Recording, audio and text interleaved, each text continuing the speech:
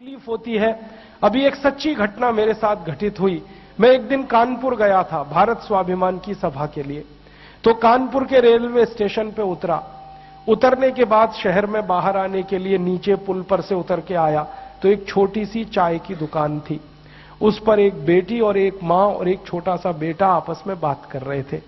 वो क्या बात कर रहे थे? वो कह रहे थे, मां हम गरीब क्यों हैं? तो कान में मेरे शब्द पड़ गए।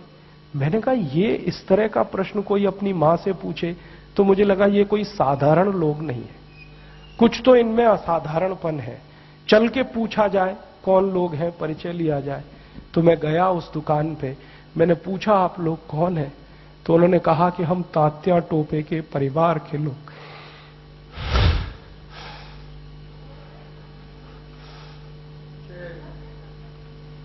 हमारे देश में तात्या टोपे के परिवार के लोगों को चाय बेचनी पड़ी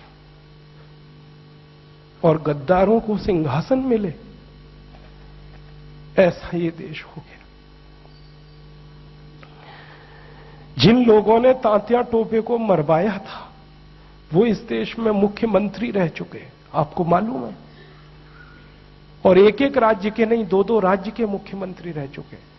तात्या टोपे का गुप्त पता जिन गद्दारों ने अंग्रेजों को बताया था, उस खानदान के कई लोग इस देश में मंत्री रह चुके हैं। झांसी की रानी लक्ष्मीबाई को जिन्होंने मरवाया था वो इस देश में मंत्री रह चुके हैं। और तात्या टोपे जिन्होंने जवानी लगा दी देश के लिए, उनके परिवार के लोग चाय बेच रहे हैं। ये देश है और ये अब बर्दाश्त नहीं होता और ये बर्दाश्त होना भी नहीं चाहिए किसी को। क्यों बर्दाश्त होना चाहिए? ऐसा देश तो हमने कल्पना कभी की नहीं थी। तात्या टोपे ने कभी कल्पना नहीं की थी कि ऐसा देश बनेगा। ये झांसी की रानी की कभी कल्पना नहीं थी, चंद्रशेखर की कल्पना नहीं थी।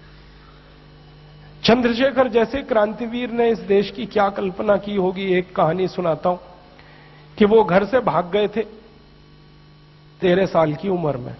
माता पिता बहुत गरीब थे, खाने को घर में नहीं था, घर छोड़कर भाग गए, बनारस आ गए, क्रांतिकारियों के संगठन में शामिल हो गए। और उसी संगठन ने थोड़े दिन के बाद काकोरी कांड किया था और खजाना लूटा था। तो धन आ गया, थोड़ा सा पैसा आ गया। तो चंद्रशेखर को उनकी मां और पिता का संदेश आया कि जो पैसा तुम्हारे पास आया है इसमें से कुछ हमें भी दे दो, हमारी गरीबी में काम आएगा। तो चंद्रशेखर अपने माता पिता के पास गए थे और एक ही उत्तर दिया था कि मेरी रिवॉल्वर में 2 गोलियां हैं, पैसे तो दे नहीं सकता, ये दोनों गोलियां दे सकता हूं।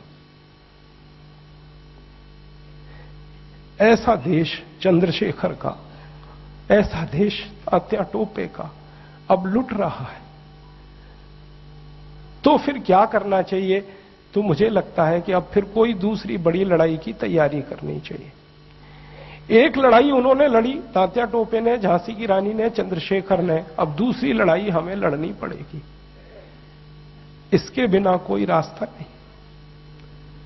और ये दूसरी लड़ाई का ही अभियान है जिसको हम भारत स्वाभिमान कहते हैं।